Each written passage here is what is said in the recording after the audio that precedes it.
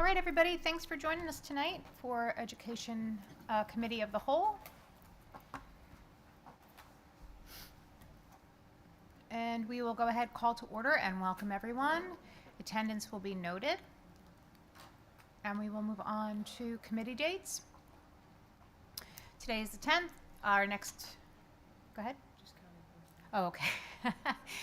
Today's the 10th. Our next meeting is in October is the 16th. And then we will move on to section 2, which is the meeting agenda and the presentation from Dr. Russell. Thank you, Ms. White. And this will be a collaborative presentation this evening. We have quite a few administrators here this evening to move us through the agenda. We're going to start with the assessment schedule, which is something that, driven by policy, we are obligated to present to the board each year. And we'll talk about, and Dr. Clune, we're going to make sure you get a microphone over here, if I could. Thank you, Alex, so that you are picked up on the recording. The assessment schedule informs you as a board of the assessments that we implement and administer to learn more about our students as learners and respond accordingly with instruction or resources or particular interventions. So Dr. Clune, I'll turn it over to you. Thank you very much. I guess I'll just start off with, on the left here, we have just a general overview about our assessment schedule. I do want to point out that assessment schedules, best practice is to have a range of assessments from diagnostic to benchmarks to summative, as well as formative or universal screeners and progress monitoring. We've tried to provide a range of that assessment throughout the year. We've had some conversations at all three levels, as well as at the district level, really kind of delved into the purpose and the why. I will say at the outset, we don't have practice or preparation for the assessment. Students should be just taking the assessments. It's not a preparation to take the assessment. The assessment data itself is what teachers are going to be using for instructional purposes. Some of these assessments are state mandated summative assessments like the PSSA or like the Keystones, which are required. If you'll notice, we start off on we've got the middle school, elementary, and these are the middle school and high school. I will say this, thank you. With the elementary, all of the assessments are computer-based, except for Dibbles and Acadience. We wanted the Acadience and Dibbles, we collect the data paper and pencil, and then we input it in a computer. Acadience, we're transitioning. We just introduced iReady as a diagnostic this year. It's an online assessment. Our elementary teachers, particularly at early elementary, K through 2, really wanted to have that face-to-face conversation around with the Acadience. Dibbles, dynamic indicators of basic literacy skills is something that also we continue with, and that's kind of on a one-to-one. And then we have our other assessments there, along with benchmarking. We've limited the benchmarking to 2 benchmarks at the elementary level, if you'll notice, for specifically for ELA. The benchmarking that we do for math is now going to be iReady. iReady has a new tool called iReady Standards Mastery.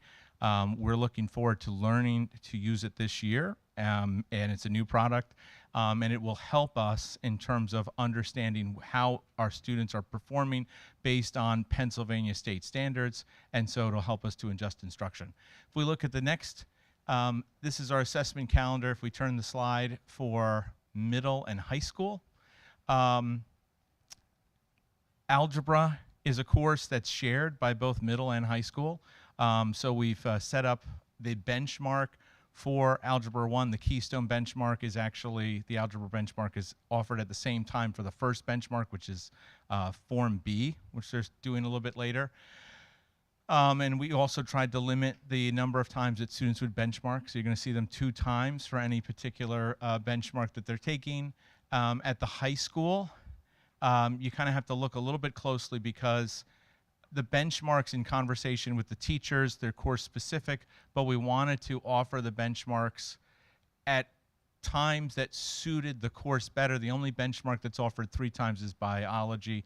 They have used it in the past and they'd like to continue using it. So it's the beginning, middle, end of the year. The other ones, literature and algebra, are offered 2 times. Also, for STAR reading, we're offering it once at the high school. As soon as, if students are above grade or at or above grade level, they're not intending to continue having them take STAR reading. And then, of course, we have a lot of the summative assessments that high school students are going to be able to, that are expected to take throughout the year. And we're continuing to offer STAR math, the math teachers in particular subjects, Algebra 1, Algebra 2, and Geometry. They're finding that data is helpful, but similar to with STAR reading, we're not going to be offering it after the first time that we test if students are at or above grade level on STAR math. Can I ask a question about the STAR reading specifically? Yes. That was one of the conversations that I had with Dr. Russell, looking at the preliminary assessment schedule. I can understand for 9th grade, perhaps, as to why you would maybe take a benchmark to get a baseline of data once students reach the high school. But once they're leveled in their ELA classes for the high school and they're going through their regular testing and progress throughout, 9 through 12, I'm having trouble understanding why they would continue to have to take STAR reading in 10, 11, and 12. So the feeling in terms of collecting our data was that we'd still like to ensure, because remember, the STAR reading is going to adjust as you move into 9th, 10th, 11th, 12th grade. So we want to make sure that they're at that level of reading at the very start of the year. Our students score relatively high in that area, and we suspect many of them, as soon as they take the first STAR reading, they'll be at or above grade level. There won't be a reason to continue testing. Our teachers also, not just in reading, but also in math and other areas, they like to have that data because it gives them that consistent snapshot. From a global perspective, we also liked, it's one of the few assessments that we give all the way back to grade 3, all the way up through grade 12. It gives us a pretty consistent snapshot. We're very comfortable with this particular assessment. It gives us and a continual assessment, so we're able to look all the way back. I think those are some of the reasons, at least for this upcoming school year, we wanted to continue with it. Right, and I appreciate the idea of a history look back from 3rd grade or whatever it is all the way through. I guess and you want to see progress year over year. That's the whole purpose of it, right? That this year is better than last year, better than the year before. I guess my question really comes down to the students that they are at the capacity of the threshold of the testing in maybe 7th or 8th grade, hypothetically, and now they're just performatively regurgitating that same high threshold over and over and over again. Because at a certain point, there's improvement is stagnant for some students. I don't think that there is, I'd have to go look at what the total cap is for STAR reading. I do think there is a value every year at the start of the year for an assessment to get a snapshot. And then again, if they're at or above grade level, not having them to continue take it seems to make a lot of sense. As students grow, and they will grow, we're going to want to be able to maintain and make sure that we haven't lost progress with reading. And one of the few ways that we can do that, at least from a data perspective, is to have some type of assessment like STAR reading. So the other thing that I would offer, in addition to what Dr. Clune offered, is that when we talk to teachers about these assessments, and I know that Dr. Sachs is here and Mr. Creedon is here from the secondary levels, they appreciated knowing where students were as readers. So when they form small groups, or when they consider novels, for example, as resources, then they target them more effectively based upon where students are as readers. So teachers were in favor of this particular diagnostic, at least out of the gate at the beginning of the year, for that reason, really to drive their instruction and some of the practices they might implement.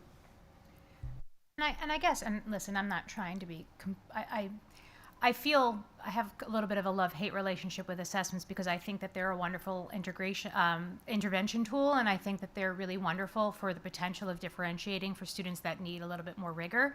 My concern is that how are we measuring whether or not that's actually happening? For example, at the middle level, ELA is not leveled. It's an integrated class. So with these assessments, are class compositions really being developed based on the STAR reading results? That's rhetorical in a sense, but that's, when I look at this and you're telling me why you want the data, that's my next question is, are children actually being grouped in a way that they are actually receiving the most rigorous education in that subject area at the middle level? If we're having them take these tests and we're showing that they're not even at but above grade, why are we not differentiating and having that be reflected in what they're receiving in the buildings? And I'm not saying that they're not. I would actually point out that Linkit, which is our data analytics tool, is able to actually go through, and it's got a grouping feature, and teachers are able to actually take data like this and actually regroup based on sub-skills and standards that they're trying to drill down on.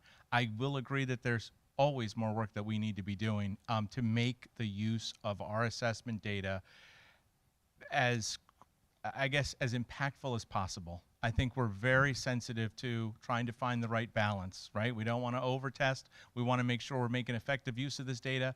We also want to include students in the conversation, which is an area that we really want to grow in as well, is make sure that they understand the impact that this data is having and what they can do with it. Because there is a lot of really good information there. Good point.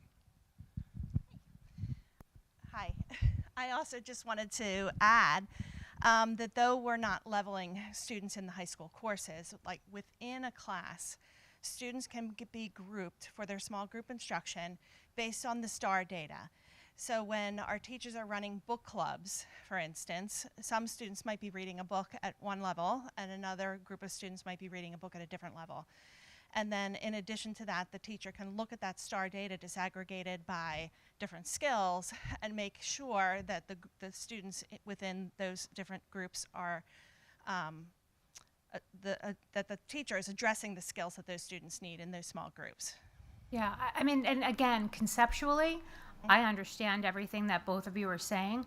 What I guess my challenge is, or my question is how are we measuring that that's actually happening and being implemented in real time for those students, that that's actually their experience? Classroom visits from administrators. You know, we can see Classroom that that's composition, happening. yeah, classroom Yeah. composition is a big piece of it. You know, so I guess, you know, my wondering would be whether or not, if, you know, you have above average a whole cohort with below average a whole cohort in an ELA classroom in 6th, 7th grade, I would argue that that's maybe too wide of a cohort spread. And so no matter whatever the best intentions are for being able to differentiate, as you've mentioned with reading groups, I still am lacking understanding of how it's actually happening in real life. And I'm just kind of putting that out there. I'm not looking for a solution, and I'm not pointing a finger. I'm just saying that if we're using these tools, and if we're going to invest the time, money, and energy into providing them for students and then reviewing the feedback, then we should, in my view, be creating best class compositions. And I don't know if that's necessarily always happening in practice. Okay, so I understand now what you're saying, Ms. White, and I can appreciate that. And I think that spills over into the gifted services review and some of the data and information we're looking for from the MCIU when they complete that gifted services review. That spills over a little bit into placing students in particular classes and whether or not we would model an ELA path after what we do in math right now at the middle level, for example. That's different, I think, from what we are suggesting these data do currently today. Not that they couldn't do that, and they may not do that, or they will do that in the future, we don't know that. But right now, the data are used within that contained setting, and we do try to narrow that range. And we are working very diligently at the middle level to avoid that wide range from extreme learner to extreme learner, and instead, middle to high, less middle, lower middle to middle, so that it's more manageable for the teacher and it is more engaging for the students and appropriate with respect to resources and instructional practices. And I appreciate that. And I really do, I feel the value is truly there, and I understand the purpose of it. Again, I just feel as though at a certain point, once you get information, then you have to take action on it. I think that was really my main point, but obviously it stems into all of these other areas. Yeah, I appreciate what you say about not wanting to over-test, but at the same time, it's hard for me to look at this schedule and think that we're not bombarding these kids with tests. There's so many on the schedule, and there seems to be a lot of redundancy as well. And we're doing the iReady math diagnostic. Looks like we're doing that 3 times a year in the elementary and the middle school. Looking at in December, we have a math test. We have the Linked Benchmark Algebra. The next month in January, you've got the iReady Math Diagnostic. In March, you've got iReady Math Standards and the Linked Algebra. And then in April, you've got the Math PSSA. I mean, it's bang, bang, bang, bang, one right after another. January, we're doing STAR Reading. And then in March, you've got a benchmark ELA, and then in April you've got the ELA PSSAs, and then in May and June you've got another STAR Reading. It just seems like over and over there's a lot, looks to me like there's a lot of redundancy, a lot of time being spent in testing. I again, not really sure how these are used and what the value is. You have several times in the year set aside for data meetings. What goes on in the data meetings? Who reviews the data, and how then do you use that data to make a plan to go forward? I have a question. Outside the PSSAs, and the question is more for the board, this is why we bought these programs. When these programs were brought to us from administration to purchase, we knew what these schedules would look like, and that's what they're for. And we see from the data that's presented that we have we have a grouping of students that struggle in the educational setting in math and ELA based off of the information that comes from the state that these programs really assist with. It's always hard because, Ms. White, as you're talking about the top tier students that probably max out on these tests, will max out them all the time and then potentially get bored at one point and then not really pay attention to it. And the really, really bottom students might struggle with it, and that data might anecdotally not be worthwhile to use, but there's a large grouping of students that these tests that we do and these programs that we've purchased really, really help with. And that data set might not be, for the student who in 8th grade is getting the highest level on STAR Reading, doing it again in 9, 10, 11, 12, it's probably boring, and yes, it could be potentially a waste of time. But for the broader community, that's why the school board bought these programs. And they're providing real-world data to otherwise getting information from just PSSAs. I can guarantee you, Dr. Weston, that everyone in the building would love to get rid of the PSSAs. That just eats that schedule right away, right? But there's no debate or contention that they're not purposeful or that they don't serve a purpose. But education shouldn't be one size fits all. So to insinuate that we have information and then we don't differentiate doesn't make any sense to me either. So they're valuable resources that are necessary for the school district to function at top tier. But I mean, are you saying that students should just have to take tests just simply because that's what everybody's doing? I'm saying that we have these programs to benefit the broader student base. No question. Who said that wasn't the case? Was that just a general statement? Were you saying that I implied that? Not at all. Oh, okay. So then we agree. I just wanted to make sure that that wasn't the takeaway. I wasn't saying that we shouldn't have them.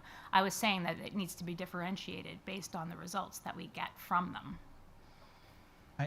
I would also, you know, I would also say too, some of these assessments are very course specific, right? You have to be in you have to be in biology to be taking the biology link it, to be taking the Keystone, and they're very specific because those are graduation summative assessments mandated by the state as the Keystone. And so that data becomes very helpful in the teachers working with students to understand where they need to be successful on those assessments.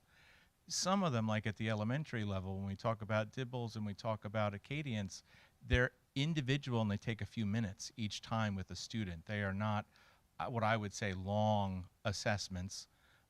Others are they're computer based, like the iReady diagnostic. It's a new math program. It does come with a diagnostic, which is really important in terms of data that the teachers are going to need. It adapts to each student, so there isn't a particular set of questions, although we have a general range of how many questions. And as I mentioned, there's a new product, Standards Mastery. We've been told it takes about 20 minutes, but it's going to provide for us, in league with the iReady diagnostic, specific benchmarking data on how students will be doing on the upcoming grade level PSSA, which we think will be very valuable for teachers as they continue to work to improve our math performance, help all students be successful. But I do hear what you're saying, and I want you to know, I think we had a really good conversation this year with a lot of interested parties, teachers, administrators, and other specialists about trying to find the right balance, right? And this is, for this year, this is the balance that we landed at. We're hoping to be be very successful in terms of using the data effectively, differentiating, helping to improve student performance, and then reevaluate this, you know, for next year to say, okay, based on what we've learned this upcoming year. The Acadience, I'll be honest with you, I think if iReady is successful as we think it's going to be at the K1, 2 level, probably teachers are going to say, probably don't need to have Acadience. But I think now, because we're new with that product and we know the data that we get from Acadience, people are feeling, look, we really wanted to hang on to that. And so we're also trying to kind of strike a balance where people are comfortable. I do want to talk about, you know, what you do in your data meetings. Who looks at the data? Is it you and just your immediate reports? Do you involve the teachers for the students? Do you look at things in aggregate and you see them like we do at the data presentation, or do you look at it more broken out? Do you look at it at the individual student level? Do you look at it by classrooms?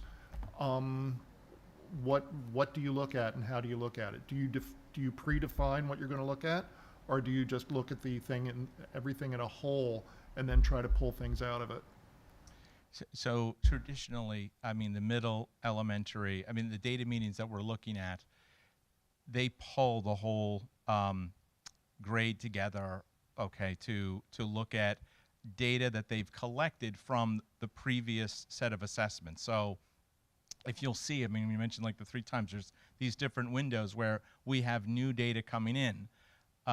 We're also, with our data analytics tool with Linkit, we're really working on helping to build individual teacher capacity and through collaborative teams, their capacity to look at data earlier and on their own, as well as in a data team. So the data team meeting is more of a larger, I don't know, 10,000-foot view of, okay, these are things that we're seeing, trends with the data, and then teachers will take that data, that helps refine their conversations that are happening at a closer classroom level in terms of what they're particularly seeing. And I will say we have some pretty sophisticated tools, and that we're working and providing more professional learning so that teachers can really drill down for specialized groups of students, as well as looking at the big picture of what the data is telling them. And more importantly, and this is the magic, how do we help teachers adjust instruction in real time so that we're seeing an impact in student learning and we can actually map it. And I mean, that is really where we're trying to head with this. And we're trying to, there's certain tools and assessments that we're going to need. The one thing that I didn't open up and mention, but I'll mention it now as well, first time ever, PVSD, which is run by Department of Education, they've allowed us to add local assessments, and they have local assessments that they certainly value, consider research-based, and for the when you do it the first time, they allow you to go back 3 years. That actually feeds into their system where they actually incorporate iReady, DIBELS, STAR into their calculations, and then we're able to actually drill down onto individual students and make projections on how they're supposed to be doing and how we can actually, I think, get better at students being able to drill down on where students have particular needs. And that's actually run separately through PVSD, but you could see the coordination with our assessments that we've already taken in that data and how we can use it now in PVSD. So I think there's a lot happening and what we're trying to do in terms of helping our teachers help our students be more successful.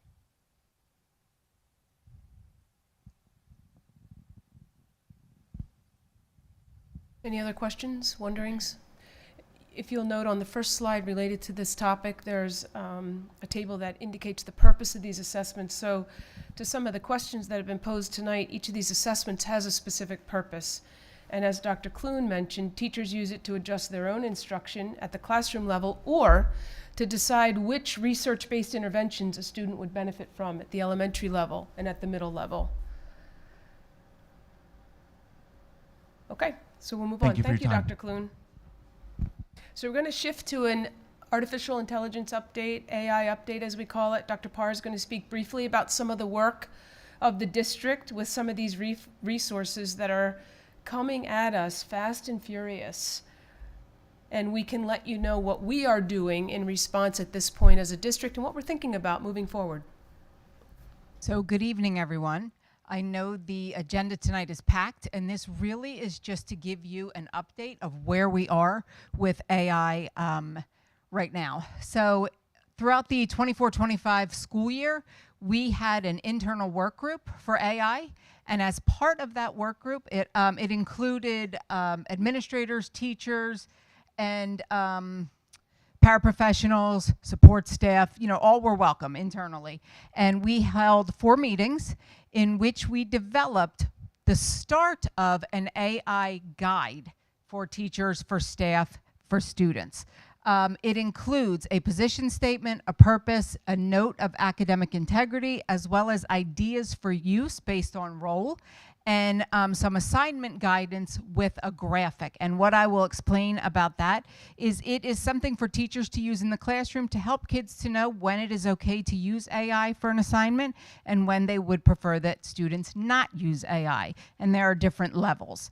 One of the main goals of our AI work group is really to talk about how we can leverage this powerful tool for learning and flip the conversation so it's not always about how do we keep kids from cheating. So if you can go to the next slide. I also wanted to mention that AI, while some people will say, you know what, it doesn't belong in schools, let's not even think about AI, that's just not practical. In addition, AI is in many areas. It's constant, it's a quick evolution. We have tools as part of our Google Suite like Notebook LM. We also have tools embedded in our curriculum resources now, HMH, which is our science curriculum, our reading curriculum, a couple of other areas, just as an example, has a whole suite of AI tools. And then also down here in the corner, in the middle, I added that as part of our instructional tools, there are also AI tools embedded in Padlet. That's just an example. So the AI tools are really permeating all areas of education. We need to really consider how we are going to, as I said, leverage these tools for learning and help kids to see the proper use of the AI tools. Again, tonight is just an update on where we are. If you can go to the next slide. I wanted to just give you what our next steps are. We developed the document. I'm sorry, let me back up a minute. We developed the document. It was shared with all staff through our principals on opening days, and some of our staff have built part of the guidance into their syllabus as well at the high school level. So I wanted to include that. There's also a document explaining a little bit about AI and our position on AI that staff were asked if they felt comfortable, they could share that with families as well. And it is posted on our website. Our next steps are to reconvene the AI work group this year, throughout the year. Again, an internal group where all are welcome to join. Really dive into PD planning. How can we start to educate our staff, our students, our teachers on AI? I will also mention that in some areas, for example, our high school, we do have some things planned already to teach our kids or to talk to our kids a little bit more about AI and the proper use of AI tools. There is something planned at the high school. There are a couple of things planned in the digital literacy classes at the middle school, but we need to dive into that a little bit deeper and make more of a formal PD plan. We want to curate a list of suggested tools. There's ChatGPT, there's Notebook LM. I could go on and on. Magic School. I mean, there are many, many tools. So we can have some suggested tools for all of these different groups. We also, as I said, we want to explore those curriculum resources like HMH and what they offer. And then we want to talk a little bit more about possibly developing some guidance for academic integrity, either an academic integrity policy or an academic integrity guiding document. Any questions? Do we not already have an academic integrity policy? I'd have to check to see what number that is. I think the idea was mentioned because a couple of years ago we looked at an AI policy specifically in policy committee. And I remember, yeah. Yeah, and we moved away from that. So the idea is that we focus more on academic integrity as opposed to AI specifically or directly. If the language in our current policy aligns to some of the thought processes of this working group and the individuals in the district, then we would want to support that. If there are upgrades we can make or revisions that would align better, we'd like to suggest those. So some of the work will be towards that.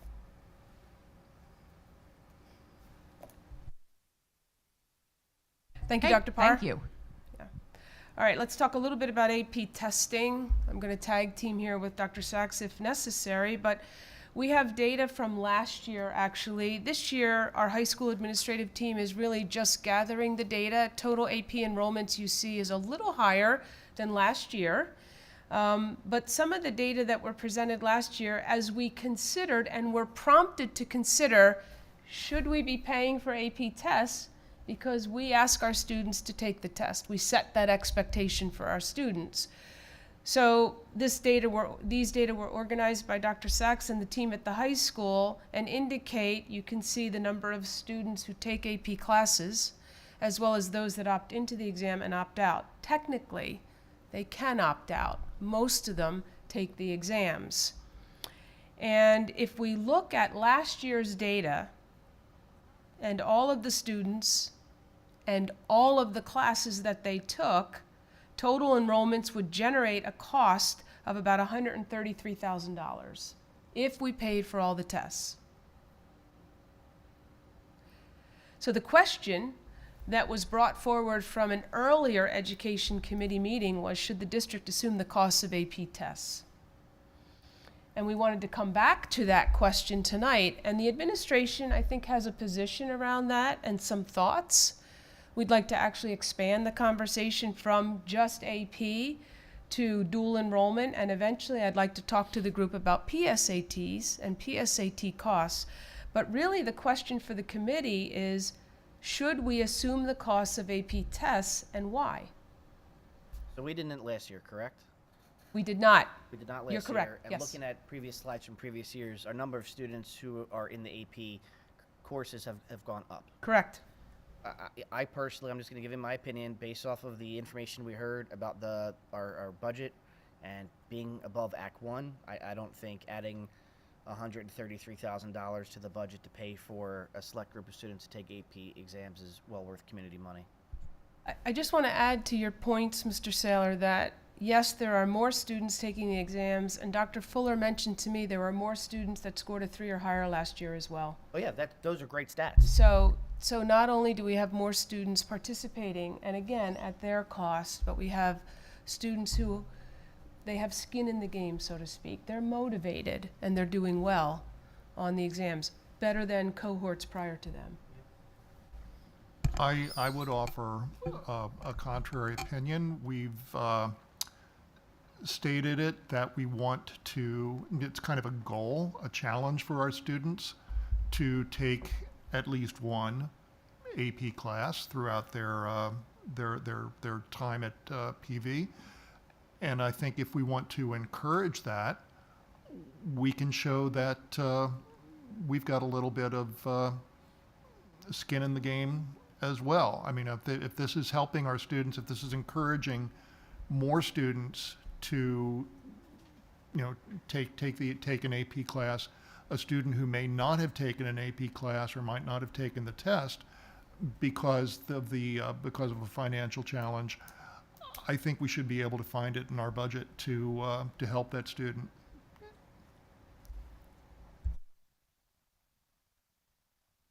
From a financial standpoint, I will say that students have done payment plans with us to make it more accessible. There are also students who can qualify, so College Board provides support and a lesson fee with that. And so that also is supported by the state. So we take that total cost and then drop it to about $25. And we've also put $25 on payment plans here. So to support students who may have that challenge, we've done that. May I ask a question about that concerning that specifically? The different subsidies and things that are available. What kind of communication have we had out to allow parents and students to know that before they do their scheduling? It's good that we have those programs, that there's ways to pay for the AP exam, but this needs to be in the students and the parents' minds before they even contemplate whether or not they're creating their schedules and whether they want to take an AP class in the next year. And I think they would need, I encourage, because I do want to encourage as many students as possible to take an AP exam, and letting people know that there are other methods besides paying 100% out of their pocket may help sway some people that may decide to not take an AP exam. There is a criteria. So if you look online for College Board, there's a criteria that students have to meet in order to get those fees supported. What I will say here, through a scheduling process, and when we move into that realm in the spring, our staff, our counselors, do go around to every classroom, have conversations, encourage the AP access. When we have students taking multiple, as you can see by the numbers, you may have them taking one, you may have them taking 4 and 5 and 6. So looking at advancing themselves over dual enrollment and so forth, and moving into those kinds of conversations.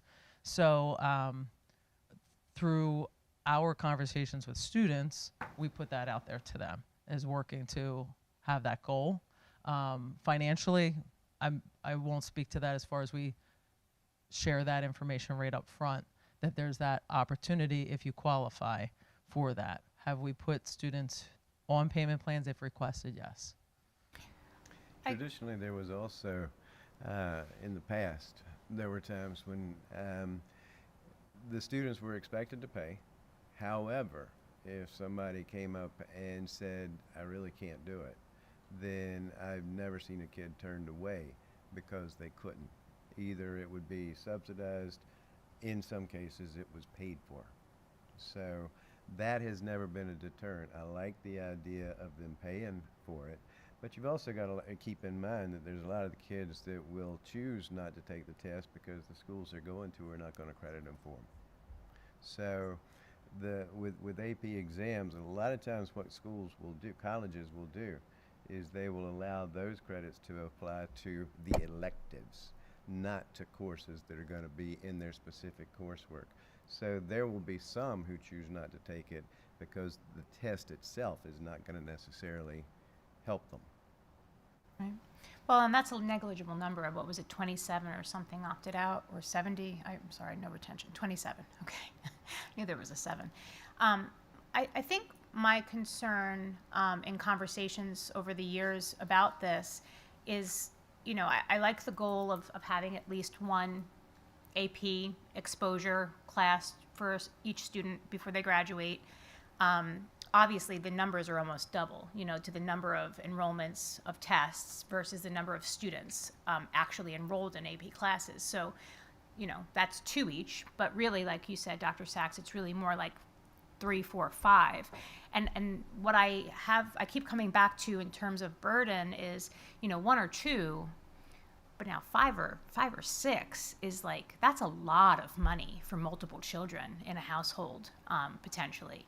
And so what does that really look like with regard to, I mean, there's a choice being made, but at the same time, it's a real barrier that I'm having a hard time understanding. I feel as though has to be other ways to provide the rigor without the dollars. I mean, AP is a business, and we all know that. So, and the school district does benefit from success in APs, you know, with regard to prestige or whatnot. So, The conversation that we've had at the high school, I think Dr. Russell brought that up as a position in our conversations, has been if we chose to go down that road, that it would be providing access to the goal that we've discussed here a little bit ago about having the AP course as our goal, that every student were to take 1 AP class at minimum, and that would be where we would look to supplement a fee if that's the road that we choose to go down with making a payment and supporting that process. I wanted to offer clarification on that because Dr. Weston mentioned it and I had shared some information with him. That was a previous goal for the district.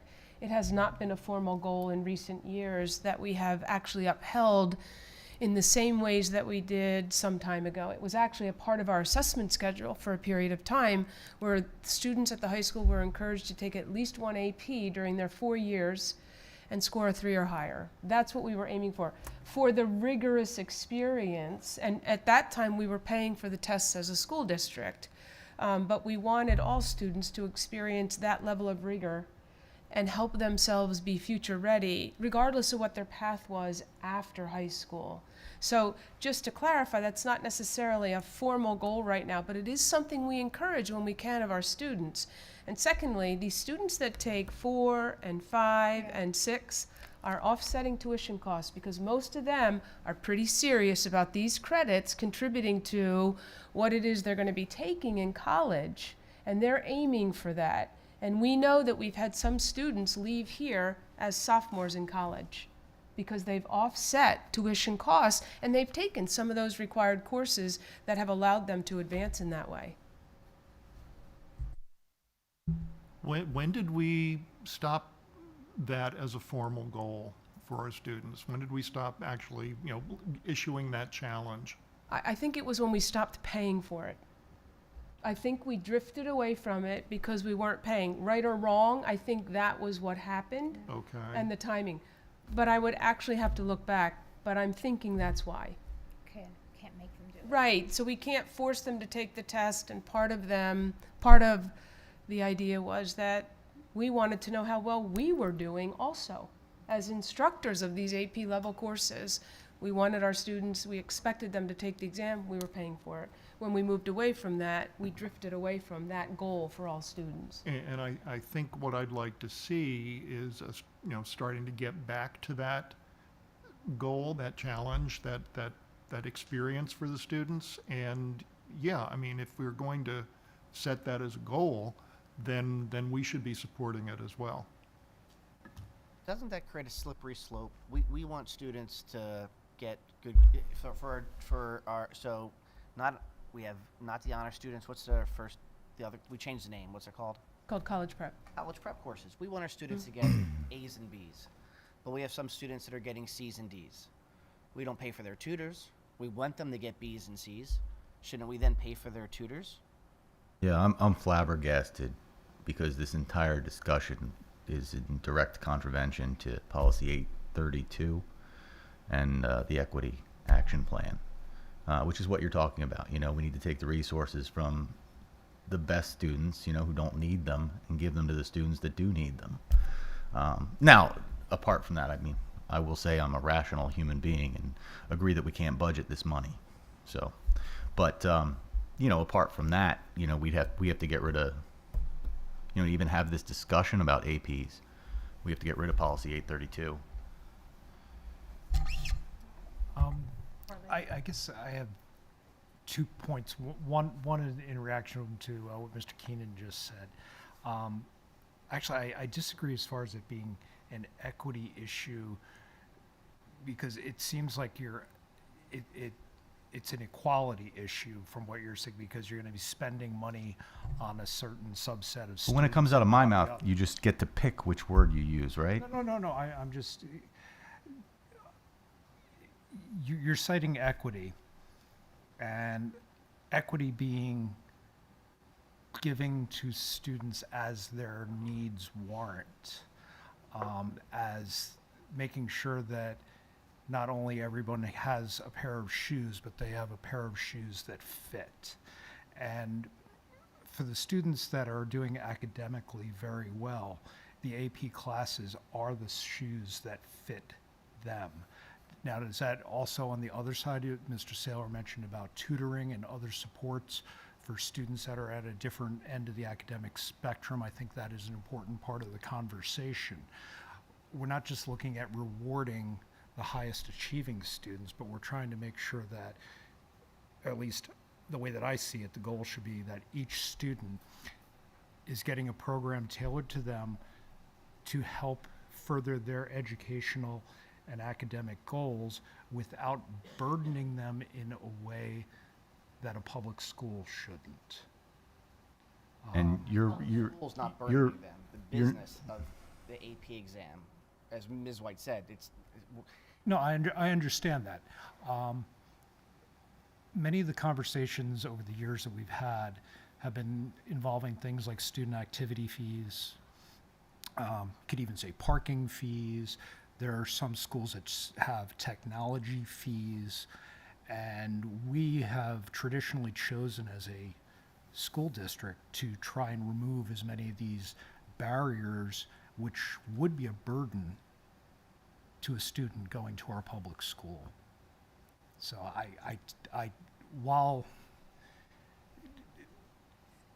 anytime that we present a bill to a family or a parent, that's a burden that's going on to them.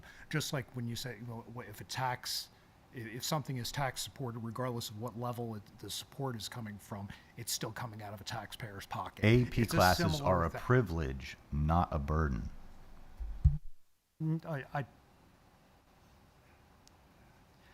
I wouldn't call them a burden, but the financial resource that the student is expected to pay to take the test is a burden. And our administration tried to say it gently, but they are getting far greater return on their investment than the cost of that test. And that you just wanting money for your kid that is taking these AP courses is not justifiable to spend this amount of money on the PV school district and on all the people that are taking AP classes when we can better spend the money on kids that need it. And I am not trying to sell an equity policy. I'm saying that these kids do not need this money.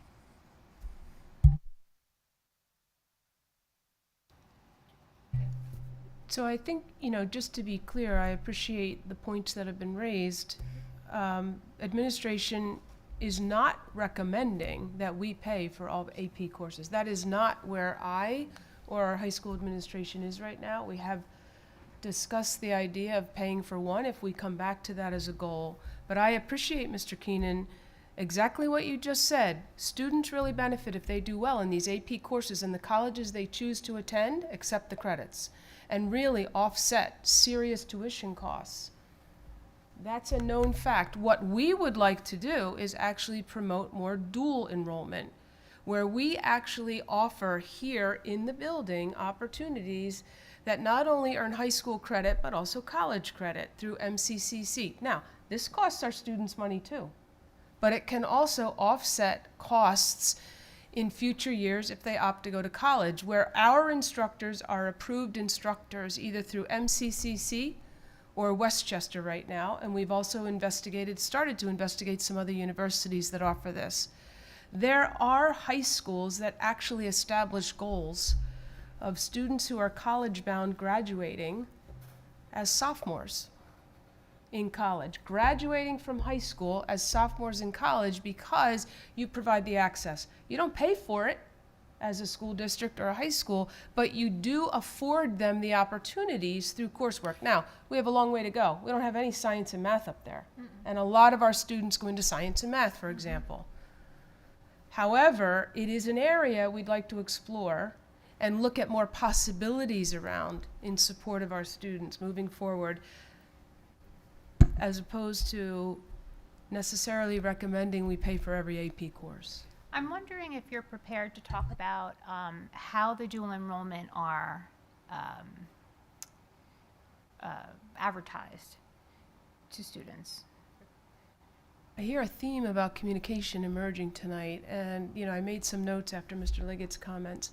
Dual enrollment's in our program planning guide, but it is not maybe as overtly communicated as could Especially be. for math and This is- science, yeah, I think this- that's a really Yeah. This important is not- avenue. Yeah, this is not the first time I've heard that, where some people feel as if they weren't really in the know. So I agree, this is something we have to work on. The communication around, if you take an AP course, there are ways to offset the costs of that AP test at the end, just as there are dual enrollment opportunities that maybe need to flash a little brighter on the program planning radar screen so that students know they're available. Yeah, There's a possibility with dual enrollment. They don't have to be restricted only to the courses that are dual enrollment here. Right. We have had students that have gone to the campus, one, in fact, who graduated here a week after they had graduated from there. Right. And that I guess was sort of, when you're talking about the cost benefit,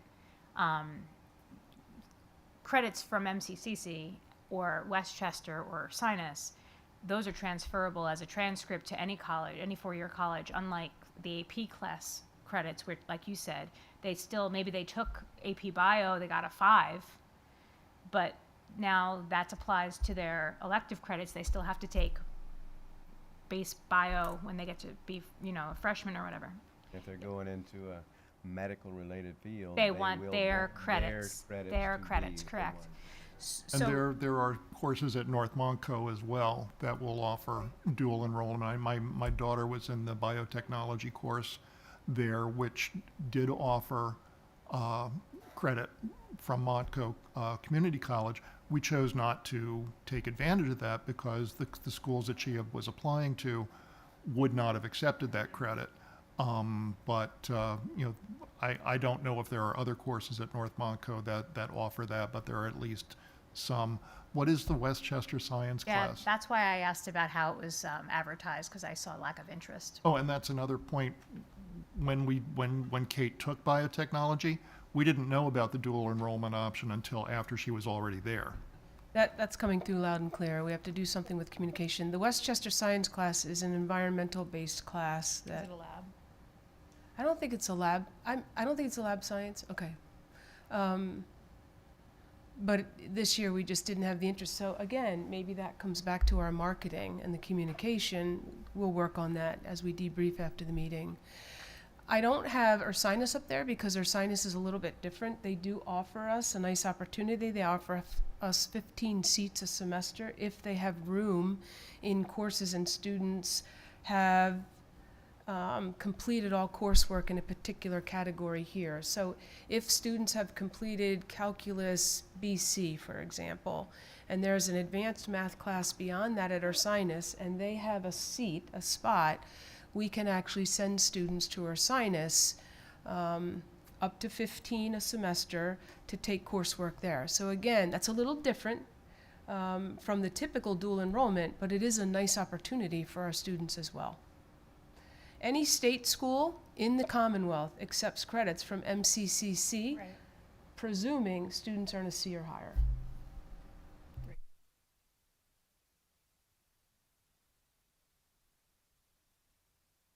The reason I would like to talk about PSATs, if I can just transition to that note at the bottom and talking with Dr. Fuller, we would like to have all of our 10th graders participate in the PSAT. If you recall, we have a virtual day that day because many of our students take it. And that can open up opportunities for National Merit Scholarship potential, as well as help us to know whether or not students should be advancing and moving into honors or AP coursework, more rigorous coursework. So it can tell us something about students as learners. So that's something we'd like to talk more about. The high school team would like to discuss a little bit further and bring it up maybe at a future meeting. Isn't PSAT normally taken in 11th grade? 10th grade, I thought. We take them in 10th, right? PSATs. PSATs. 11th grade is when it counts. 10th grade is the PSATs practice. is the practice one. Yeah, that's the practice one that we administer. We try to get most of our 10th graders to And- take it. And it is not required for all 10th graders to take it? No, not Oh, all I 10th don't know graders that I have to take realized it. It's that. an opportunity to, Okay. right? And it's part of graduation pathways. It helps Is there a support that. percentage that you can share of, okay, We can get back to you with that. It's $18 a test for our students, so, and roughly doing the math with 400 students or just under 400, that's about between $7,000 and $8,000 if we were to support all students taking PSATs. However, this is a teaser. It's like a trailer. We'd like to have a more comprehensive conversation with Dr. Fuller at a future meeting and talk about that and the why of even having the conversation. Yeah. We'll give you some more information. That, Do we when you host- have that conversation, be sure, you have to also keep in mind that the PSAT, the SAT, that comes from College Board. They like to encourage 10th graders to do it because they're making some big bucks off of it as well. So 11th grade is the one that counts. 10th grade is just for practice. So we've encouraged it in the past, yeah, so get a flavor for it. And students actually benefit from practice on that test, despite them billing it as an aptitude test, it's definitely something that, practice leads to improvement on. Does the district currently host the PSAT? We do. We administer it here in school to our students, the PSAT, not the Yeah, SAT. I know the SAT Yeah. we did, and that's why I wanted to ask. And this is a day in the fall, it's coming up, and we have a virtual schedule for students that are not part of the PSAT testing group. is that now electronic as well, then? I haven't looked into it closely. I'm going to assume. Okay. I'm making a leap there, but That it everything else mirrors is going the, that yeah, yeah. direction. AP is now digital, Right, so I'm guessing it's all going to go Yeah, in that yeah. direction. okay. I believe we went there last year on that. I think the first year it went, if I recall correctly, there were some glitches on it, right? Because everybody's on at the same time. I think last year went much more smoothly. So And do you administer it in the gym, how do you? Okay, So more to come on PSATs, but around APs and, of course, dual enrollment. But the real question was, should the district assume the costs? I think I've heard from a couple of board members. The committee would have to prompt whether or not to bring this to the board as an agenda item. Administration is not recommending it at this time.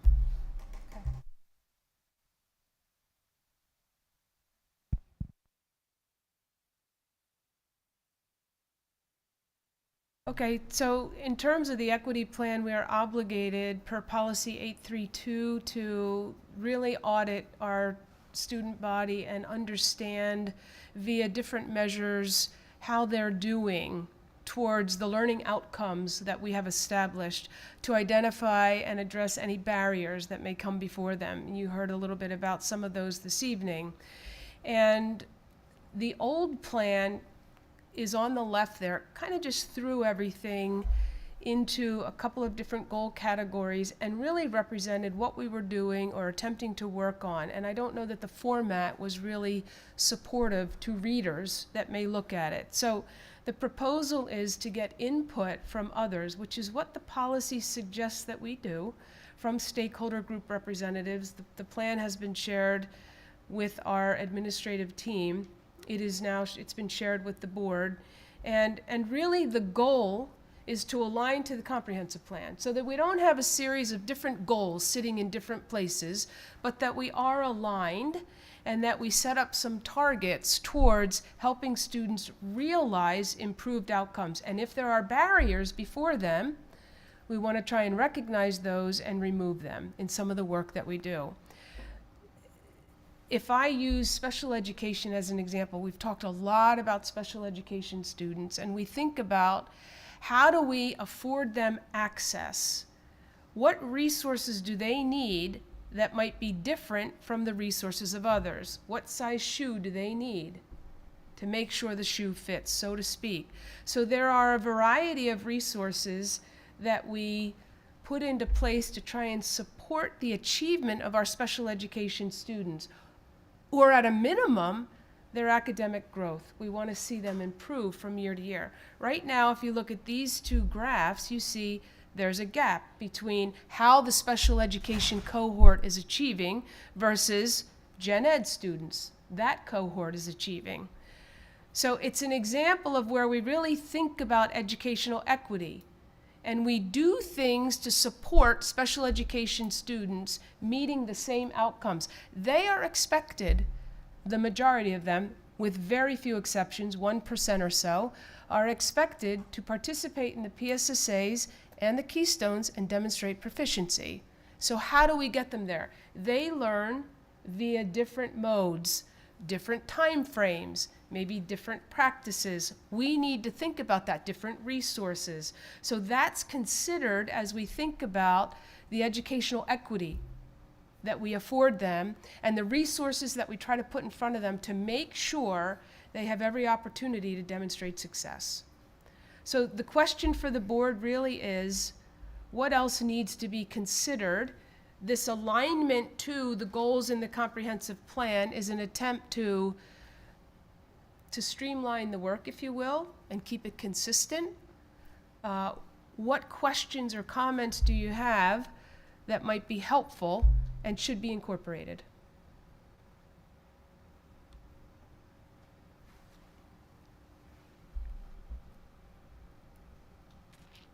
I think for me, this comes back to what we're going to be doing with the assessment data, and how we're going to be applying it to structuring classes. On the other slide, you showed some interventions that are provided with the data that we gather, and as we identify students that need interventions, correct? And so, as I'm seeing some of these different things, and obviously it's individualized, para support, push-in support, the co-taught piece of it jumps out at me with regard to assessment and whether or not those classes were composed of the most practical cohorts in an equitable manner, from lowest to highest. Because as I understand it, there are often circumstances where the mixture of students in a particular co-taught classroom has a very wide spread. And so to me, if we are truly upholding an equity action plan, that would never, ever happen. Yeah. And I'm just not quite sure why it continues to in certain instances. And I know that I continue to, year over year, go back to ELA, but that seems to be the easiest low-hanging fruit of an example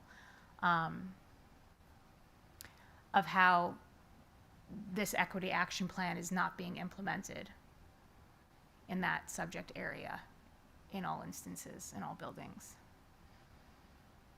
And that is something that we have talked about as a principal team and continue to work on. And again, I don't know if something will emerge out of the gifted services review. I'm actually hopeful. It's one We've been- component, right? We've been Yeah. doing things in a very similar manner for our highest achievers for a very long time. It would be refreshing to hear about some different ideas that might allow us to more effectively meet their needs. But the idea that we group students with more of a narrow rather than the widest range is promoted among our team and is something that we make every effort to implement. And again, you know, I believe wholeheartedly in inclusion and the benefits of an inclusionary classroom for a whole multitude of subject areas. But when we are assessing students specifically based on ELA and math, it's, to me, counterproductive to not create specialization within those two categories at least, and then providing full inclusion opportunities in other areas. And I think that there's a balance to be said there, and there's a pendulum that I think works against what we say we're trying to achieve. And I think that the hardship is felt not only by the students that are living it in a lot of instances, but also by the teachers. It's also, I think it's frustrating to them when they see a roster and they have really to throw energy towards interventions because it needs to be. And then, you have your middle top and top falling off the lifeboat. And I know I keep saying the same thing over and over again. And I take the comments very seriously and don't disagree, and I don't know that our team does either. But it is something we have to continue to focus on and work diligently to achieve. And again, I'm looking for something more formal through this gifted services review. And whether or not we are recommended to consider homogeneously grouping ELA students or students in ELA based on their achievement at the middle level. So it'll be interesting to see what kind of recommendation we get. And then what conversation comes with that.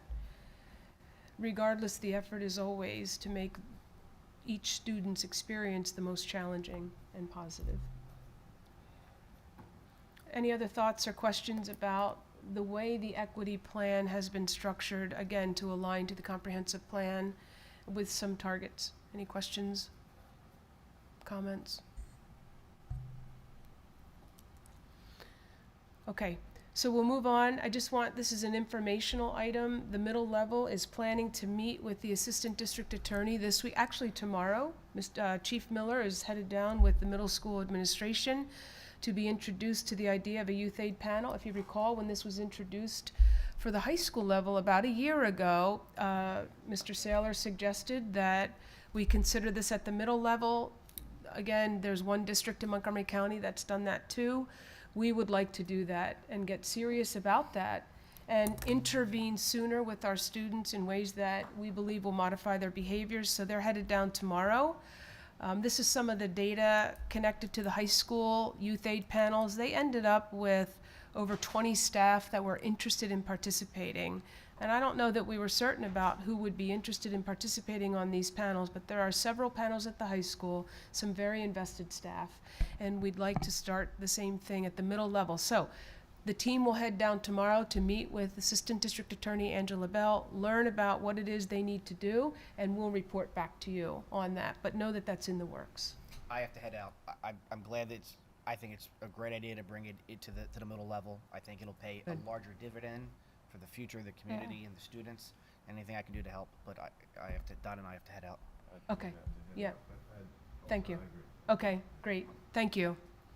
My only comment was that it would, is the intention that it would be implemented at both middle schools? Yes. Okay. Both middle schools, second semester, so a Great. very similar timeline to the timeline that was followed for the high school last year, if you recall that. Great. Okay, great. And I just want to plant a seed, again, not really a trailer, we didn't get that far, but plant a seed that we are looking at policy 126 as an administrative team and considering whether or not we want to have a class size range for students in grades 5 and 6 that goes up to 27. Because if you recall, this year we were presented, I shared with you some information from Evergreen where we would have had 5th grade classes that, as it turns out, may have had 28 students at one point, 27 students anyway. That's a lot of students. So I don't know in a conversation with Ms. White that we would ever want to support something over 25. So the question for the board to consider, and this will come to policy committee, but it's really educationally based, is do we want to rethink that range? And do we want to lower the maximum so that we aim for something we believe serves the interests of students more effectively as well as teachers? And that's because of the way we engage students today. It's not only whole group, but it's also small group. It's also differentiated. There are a variety of resources in classrooms today. And we also know the relationships that our teachers build with our students and their parents, their families, are really important in supporting their progress in school. And 5th graders are getting big. They're growing. And in some of the spaces, they really fill up when we get over 25 and we have individuals with experience. We've had 5th grade classes over 25 students. We are rethinking that with you and would like to, from an educational vantage point and maybe through board walkthroughs, some observations, prompt the board to think about where that policy range should be. Yeah. I'm glad the conversation has come to this, and this is my second August coming into the school year as a board member, and I feel the frustration when people are looking at the class sizes and saying, well, how come our class is this? And they are rightfully advocating for their students in their classes, and even if we tell them that we are within policy right now, that's very little comfort to the parents. I fully support looking at this policy with the eye on lowering some of those top numbers by maybe 2 or 3, depending on what's practical. The other thing is, I think we do need to perhaps put some teeth in the part of, if we go to one level, then perhaps one alternative would be to have 2 teachers have a code taught. I think we need to figure out different ways that are more black and white. Can you talk about that? Sure. Let's say the current top end at 5th grade is what, 27, is it? Right. Trying to remember. And let's say in a particular building or whatever, we get to that 27, or perhaps it's going to be like 28, 28, and 26. There's going to be different breakdowns depending on the number of students, obviously, and the number of classes that you anticipate having there.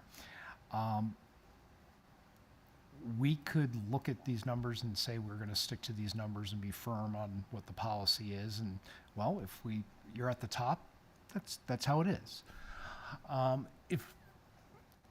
think administration does need flexibility in how they would do this, but let's say you do have that number where you're at the top of whatever the range is.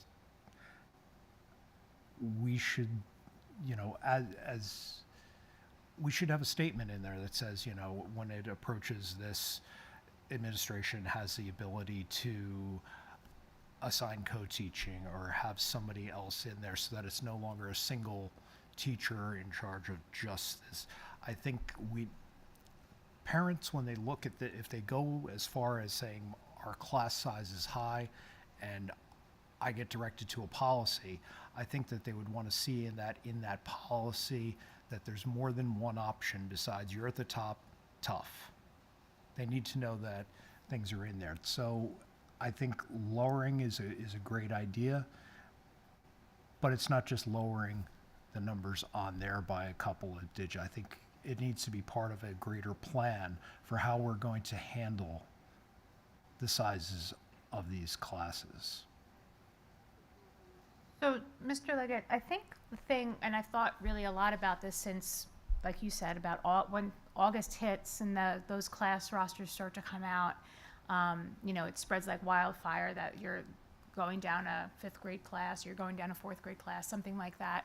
And so we hear a lot of it, so I've been thinking about it quite a bit and talking to Dr. Russell as well, which is, I think it's why we're talking about it now as well, based on her concern as well. I said as well a lot just there.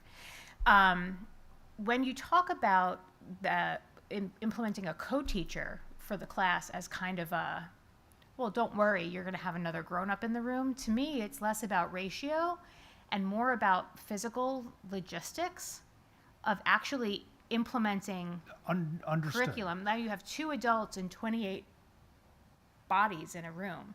So it actually, to me, it exacerbates the problem. Just as It depends on what the problem is that you're thinking. If you're talking Yeah. about physical space and the volume of human well, beings it's multiple. in square footage, It's yes, multifaceted. I agree with you. Yeah, it's multifaceted, right? But by the same course, if you have a class that has 28, which regardless of whether it would exceed or not, and you have 2 adults in the, you're making a 1-to-14 ratio rather than a 1 to, let's say 28. they didn't 28, or they had 3 less students in there. So guess what? Now your ratio is 1-to-25. Right.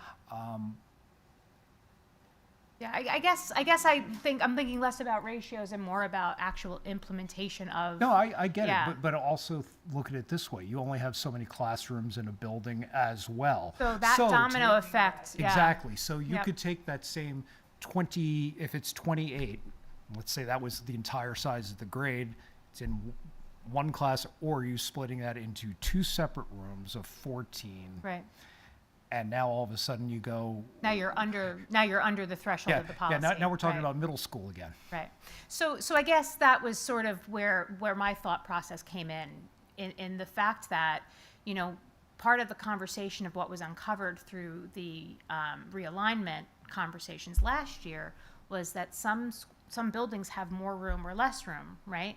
And so part of that is driven, especially with the elementary numbers, on the lines of the elementary schools, right? We really can't, as a school district, control who moves into which house and what location, right?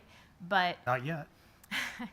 but at the same time, in order to truly balance class size numbers and lower thresholds overall, I guess one of the things that I'm wondering about is whether or not how our elementary schools are broken up is part of a piece of the puzzle. It's not the whole puzzle, because again, you can't control where people move and live, but we know which neighborhoods are in which pockets. So I guess, Dr. Russell, when I saw this and I was, giving it so much thought, when you hopefully will come with a recommendation of what the numbers should be, do we keep 5th grade, all of the elementary school grades, K through 5, between 20 and 23, if that's truly what the intention is going to be. And if we find out in creating those thresholds for class sizes that that's not possible for any one given building, then what? I guess that's where my thought that's process. part of the reason that I said that I think we need some flexibility in different ways to address that. Right. Besides just that, because if you want us to lower these numbers by 2 It's or 3, going to have an impact. that's easy. It's going to have an We can impact, lower right. those numbers in a second. But what does that mean in real What time? do- exactly. Right. So we have We're to look at saying the same. fallout. We're saying the same Yeah, thing. Yep. absolutely. The thing that I'm thinking about a little bit, I'm all for lower class sizes. I'm all for fewer students in the class and more individualized attention. I'm eager to hear what recommendation administration will come up with. But, Ms. White, you mentioned the realignment discussions that we had previously. And I think, if I remember correctly, one of the things that came out from that planning, we have been in a period of declining enrollment for quite a while, and it looks like that is going to continue, at least for the near future. So my question is, do we anticipate in future that we're still going to be running up against, class sizes at or exceeding the limits of what's in the policy, or is this another problem that's going to take care of itself? In some buildings, maybe. I guess that was my point at the breakup of the elementary school territories. Yeah, I think the construction that's happening in the district is something to keep our eye on and monitor, as it may impact Schwenksville Elementary and Skipback in particular. There's also some building going on in the South Territory. So we watch that pretty carefully. But that would have been taken into account in our enrollment projections. It was, but we're watching that as those houses now come onto the market. The development off of Gravel Pike in Lower Frederick hasn't actually constructed any houses yet. They've moved a lot of dirt, they've put in pipes for septic, but they haven't really moved people in. The airport is just really starting to develop and take in families. So there's a cul-de-sac community on Clayhor off of 113, 16 homes, I believe. So we're watching these things, and we feel a little bit of these things. We watch during the summer, and it's a bit of a gamble. I didn't add that teacher to Evergreen because there was a chance students could have withdrawn, just as there was a chance students could have come into the district. They came into the district. The numbers actually now are at 80 as opposed to going down.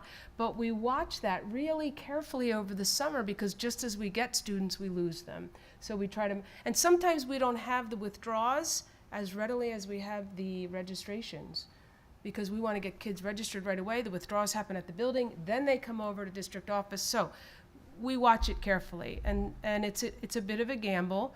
However, in the end, you're right. I agree with you.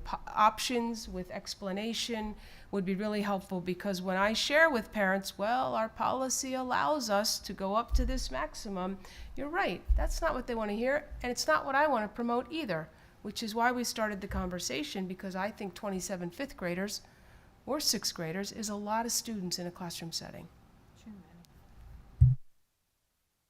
So more to come.